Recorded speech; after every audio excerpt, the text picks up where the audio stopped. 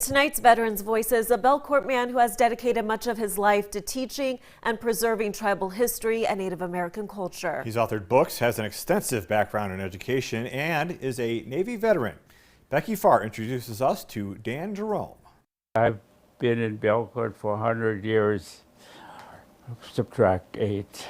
Dan Jerome has a good sense of humor. Come January, he will be 92 years old and has a lot to show for it. I was the first superintendent of the school system.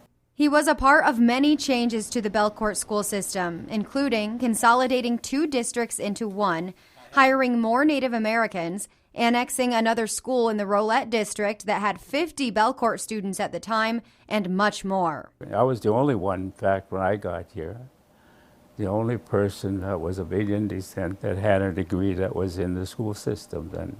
His dedication to academics and his people goes beyond his 21 years as superintendent and 32 years total in education. Some of those changes were necessary, had to be done, and I was there to do them. So I think those are things that I enjoyed doing.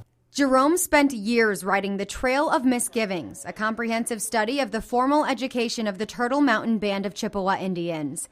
With the help of his son, Jerome details the establishment of the Turtle Mountain Reservation, early government schools, federal takeover, types of schools and funding, and much more in the book's 280 pages.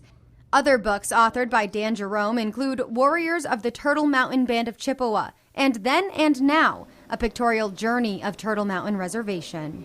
It was when he started gathering photos for Then and Now when he said to his wife, I told Bridget, I think we should include the military in there. And he was sidetracked. He then compiled the names and photos of more than 1,700 veterans to publish Warriors of the Turtle Mountain Band of Chippewa. See, I got a daughter in the military also that was in the military. She was in the Marines. Then and Now was published just this year, and the Jeromes have boxes of those books to be distributed. His efforts are rooted in cultural preservation, which includes the playing, see that? You hear it? Carving, and gifting of hundreds of these flutes. In his home are these legend booklets with many stories of Native American folklore, all written and illustrated by Jerome. As a veteran, his country and his people are very important to him. He enlisted in the Navy back in 1950 during the Korean War, serving for 4 years with 20 months aboard ship.